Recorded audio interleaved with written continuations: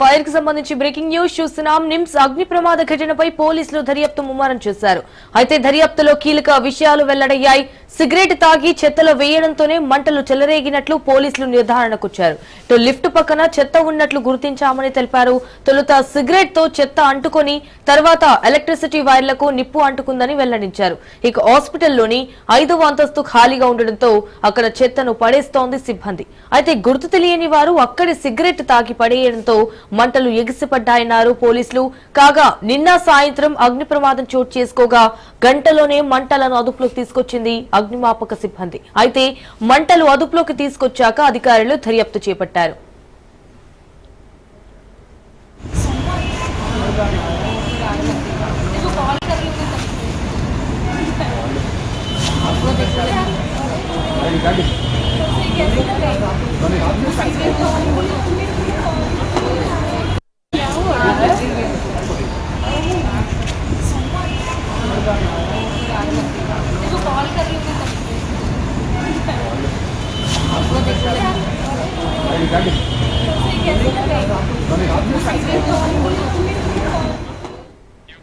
నిమ్స్ అగ్ని ప్రమాద ఘటనపై పోలీసులు దర్యాప్తు ముమ్మరం చేశారు. అయితే దర్యాప్తులో కీలక విషయాలు వెల్లడయ్యాయి.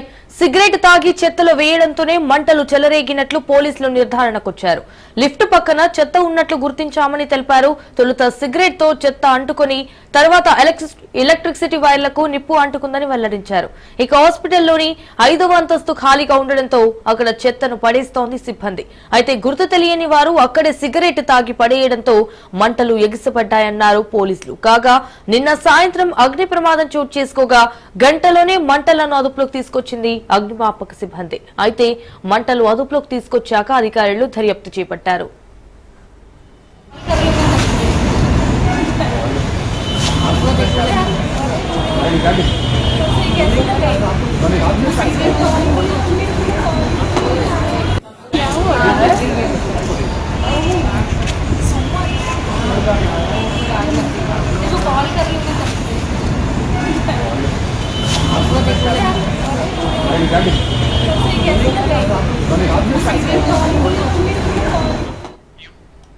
ఇక నిమ్స్ అగ్ని ప్రమాద ఘటనపై పోలీసులు దర్యాప్తు ముమ్మరం చేశారు. అయితే దర్యాప్తులో కీలక విషయాలు వెల్లడయ్యాయి. సిగరెట్ తాగి చెత్తలో వేయడంతోనే మంటలు చెలరేగినట్లు పోలీసులు నిర్ధారణకొచ్చారు. రైట్, ఇక ఈ ఇన్సిడెంట్ పైన మరిన్ని డీటెయిల్స్ మా ప్రతినిధి రామలక్ష్మి ఫోన్ ఇన్ ద్వారా అందిస్తారు. రామలక్ష్మి, చెప్పండి, దీనికి సంబంధించిన అప్డేట్స్ ఏంటి?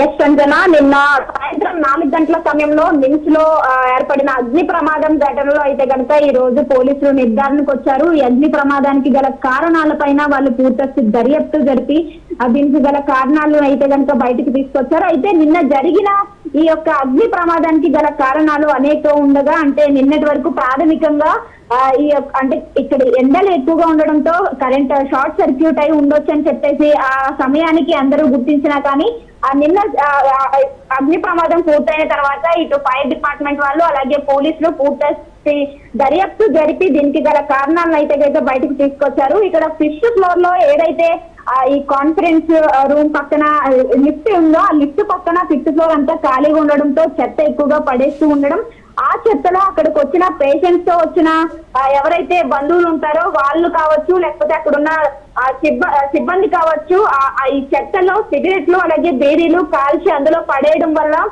ఫస్ట్ ఆ చెత్తలో అయితే కనుక ఈ యొక్క అగ్ని అనేది మొదలైంది. దాని తర్వాత అది కొంచెం అక్కడున్న కరెంట్ వైర్లకి అంటుకొని అది కొంచెం అగ్ని అనేది ఎక్కువగా రేగి పొగలు అనేవి ఎక్కువగా కమ్ముకున్నాయని చెప్పేసి దర్యాప్తులు అయితే తేలడం జరిగింది. ఇటు పోలీసులు కూడా మొత్తం గమనించడంతో మొత్తం 5 ఫ్లోర్లలో కూడా ఎక్కువగా ఈ మధ్య 4th ఫ్లోర్ 5th ఫ్లోర్ ఖాళీగా ఉండడంతో ఎక్కువగా చెత్త ఈ మెడికల్ డిపార్ట్మెంట్ లో ఉంటున్న చెత్త అంతా కూడా అక్కడే పడేస్తున్నారు. ఈ లిఫ్ట్ పక్కన ఈ కరెంట్ వైర్లు కూడా ఎక్కువగా ఉండడం, ఆ చెత్తలో తర్వాత ఈ బీడీలు సిగరెట్లు అనేది ఎక్కువగా పడేయడంతో వీటి ద్వారానే ఈ అగ్ని ప్రమాదం అనేది చోటు చేసుకుందని చెప్పేసి నిర్ధారణకు అయితే రావడం జరిగింది.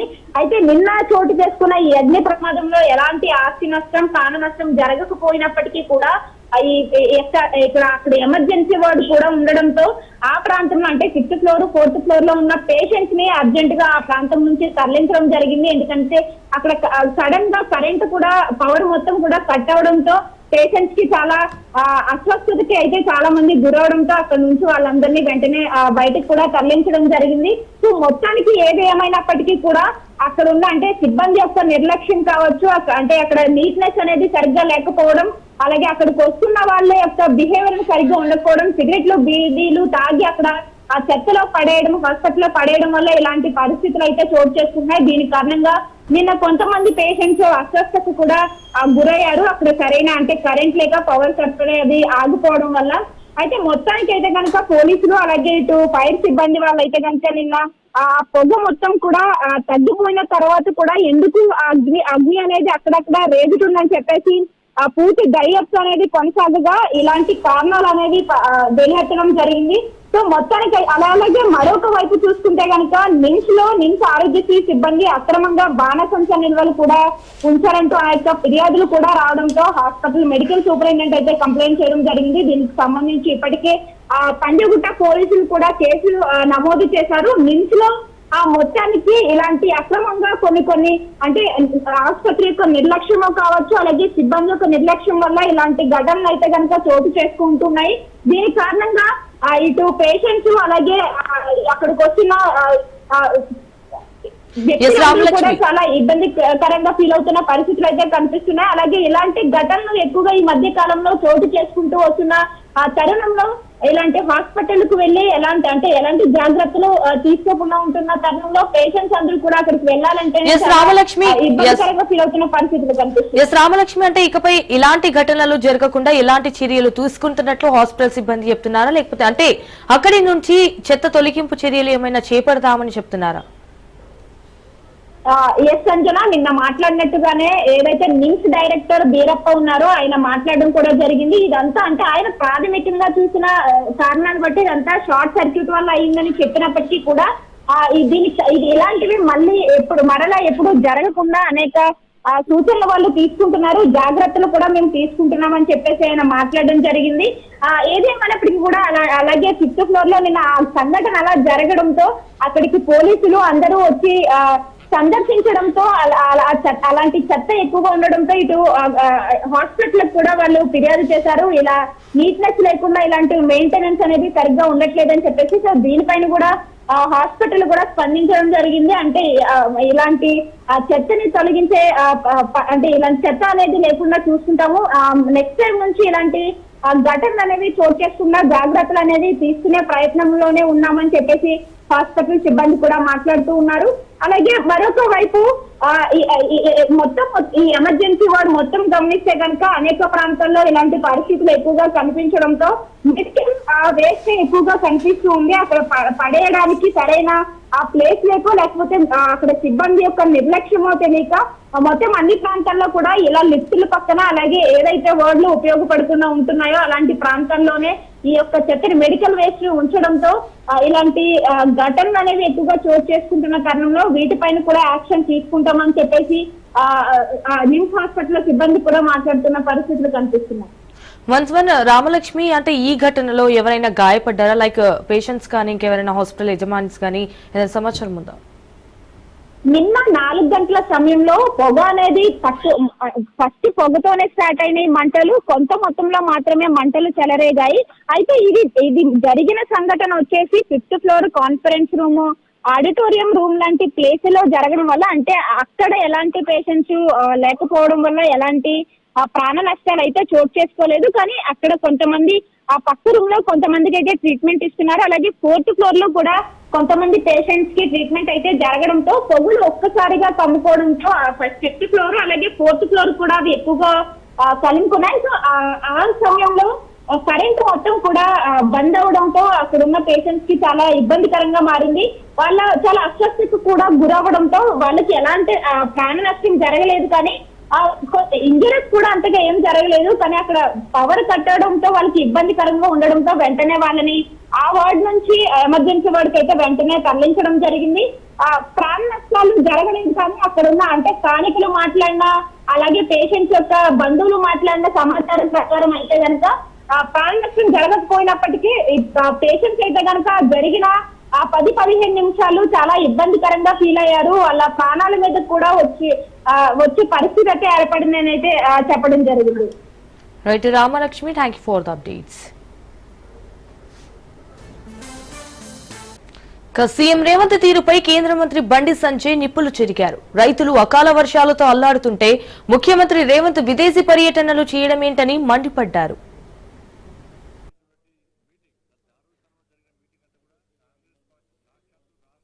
ఇక విష సర్పాల కంటే డేంజర్ మజ్లిస్ పార్టీ అని విమర్శించారు బండి సంజయ్. ముస్లిం ఓట్లు దండుకొని మైనార్టీలని మోసం చేసిన ఘనత ఎంఐఎం పార్టీకే దక్కుతుందన్నారు బండి సంజయ్. ఇక వక్ఫ్ బిల్లు వ్యతిరేకత పేరుతో సభలు పెట్టి రాజకీయాలు చేయడమేంటని నిలదీశారు. వక్ఫ్ ఆస్తులు దోచుకున్న బడా చోర్లు మీటింగ్ పెడతారంటూ ఆగ్రహం వ్యక్తం చేశారు. మందిరాలు, గురుద్వారాలు, వ్యవసాయ భూములను ఆక్రమించుకున్నారన్నారు బండి సంజయ్. కాంగ్రెస్ పార్టీ ఇచ్చినటువంటి స్థలంలో దాంతో పాటు కాంగ్రెస్ పార్టీ స్పాన్సర్ చేసినటువంటి మీటింగ్, దారుల్ స్థలంలో జరిగిన మీటింగ్ అంతా కూడా కాంగ్రెస్ పార్టీ సాక్షాత్తు రాష్ట్ర ముఖ్యమంత్రి రేవంత్ రెడ్డి గారు స్పాన్సర్ చేసిన మీటింగ్. నేను మళ్ళీ చెప్తున్నా, కర్త కర్మ క్రియ అంతా కూడా రేవంత్ రెడ్డి గారు ఇన్ని రకాలుగా సహాయం చేశారు.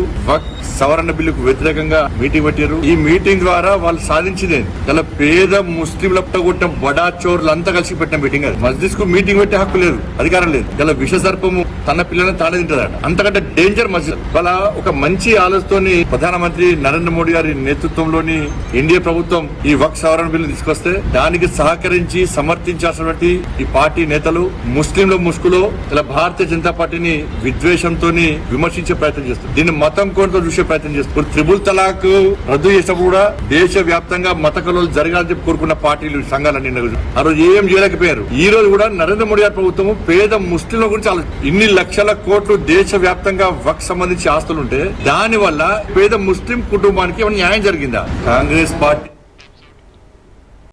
అమృత్ భారత్ స్టేషన్ పథకం కింద కేంద్ర ప్రభుత్వం పలు ప్రాంతాలు అభివృద్ధి చేస్తోంది. ఇందులో భాగంగానే హైదరాబాద్ అఫీస్పేటలో స్టేషన్ ను అభివృద్ధి చేస్తోంది మోదీ ప్రభుత్వం. స్టేషన్ ప్రాజెక్టు వ్యయం 29.21 కోట్లు కాగా వర్క్ ప్రోగ్రెస్ 73% ఉన్నట్టు వెల్లడైంది. ఈ విషయాన్ని అధికారికంగా తెలిపారు కేంద్ర మంత్రి కిషన్ రెడ్డి.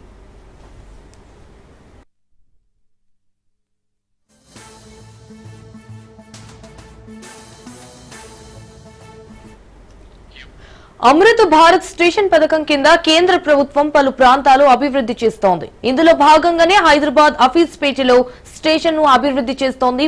ఇటు మోదీ ప్రభుత్వం స్టేషన్ ప్రాజెక్టు వ్యయం 29.21 కోట్లు కాగా వర్క్ ప్రోగ్రెస్ 73% ఉన్నట్లు వెల్లడైంది. ఈ విషయాన్ని అధికారికంగా తెలిపారు కేంద్ర మంత్రి కిషన్ రెడ్డి. ఏపీ సీఎం చంద్రబాబుకు పుట్టినరోజు శుభాకాంక్షలు వెల్లువెత్తుతున్నాయి. సీఎం చంద్రబాబుకు బర్త్డే విశేష చెప్పారు గులాబీ బాస్ బీఆర్ఎస్ అధినేత కేసీఆర్. నిరంతరం ప్రజాసేవకు అంకితమైన చంద్రబాబు జీవితం ఆయురారోగ్యాలతో నిండు నూరేళ్లు సుఖశాంతులతో వర్ధిల్లాలని కోరారు. ఇక ప్రజలకు మరింత సుభిక్షంగా పాలన అందించేందుకు చంద్రబాబుకు దేవుడు మరింత శక్తినివ్వాలన్నారు కేసీఆర్.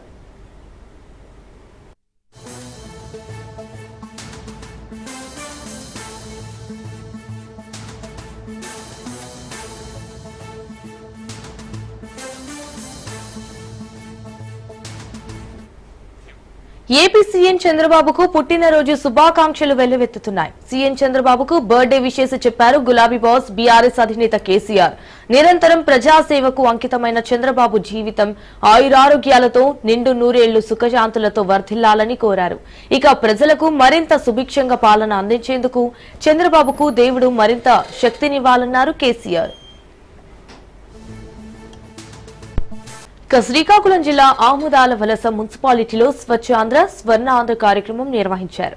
ఎమ్మెల్యే కూన రవికుమార్ మున్సిపల్ సిబ్బందితో కలిసి స్వచ్ఛ ఆంధ్ర కార్యక్రమంలో పాల్గొన్నారు. గ్రామాలు, పట్టణాల పరిసరాల పరిశుభ్రతకు ప్రభుత్వం అన్ని చర్యలు తీసుకుంటుందన్నారు ఎమ్మెల్యే కూన రవికుమార్. అయితే చెత్త నిర్వహణ కార్యక్రమం కోసం అధిక ప్రాధాన్యత ఇస్తుందన్నారు. ఆంధ్రప్రదేశ్ రాష్ట్రంలో 3 పట్టణాలు టాప్ 10 స్వచ్ఛ పట్టణాల్లో ప్లేసు సంపాదించాయని కూన తెలియజేశారు. సంకల్పానికి కట్టుబడి ఉంటానని ఈరోజు పరిశుభ్రత గురించి నేను వేసిన ఈ ముందడుగు ఆంధ్రప్రదేశ్ రాష్ట్రాన్ని శుభ్రపరచడంలో సహాయం చేస్తుందని నమ్ముతూ ఈ రోజు నుండి నా తోటి వారికి కూడా స్వచ్ఛతపై మరియు ఒక్కసారి ఉపయోగించి విజయవాడ దుర్గమల్లేశ్వర స్వామి దేవస్థానం ఇంద్రకీలాద్రి ఆలయాన్ని ఈవో రాష్ట్ర దేవాదాయ శాఖ కమిషనర్ రామచంద్ర మోహన్ విజిట్ చేశారు. ఆలయం అంతా కాలినడకన తిరుగుతూ విధుల్లో ఉన్న సిబ్బందికి వివిధ సలహాలు సూచనలు ఇచ్చారు. సెక్యూరిటీ సిబ్బంది పనితీరుపై ఆగ్రహం వ్యక్తం చేశారు ఆలయ శాఖ కమిషనర్. ఇక చంద్రబాబు 75వ పుట్టినరోజు సందర్భంగా జూబ్లీహిల్స్ లోని శ్రీ వెంకటేశ్వర స్వామి దేవస్థానం వద్ద టీడీపీ నాయకులు పూజలు నిర్వహించారు. ఆ తర్వాత ఐటీడీపీ ఆధ్వర్యంలో ఎన్టీఆర్ ట్రస్ట్ భవన్ లో భారీ కేక్ కట్ చేశారు. అయితే ఈ కార్యక్రమంలో తెలంగాణ టీడీపీ పార్టీ అధ్యక్షులు Bakina Narasimhulu, TTD board member Nannuri Narsireddy, ITDP అధ్యక్షులు Talikota Harikrishna, Telangana state ITDP state coordinator Anjaneyulu Pokuri పాల్గొన్నారు.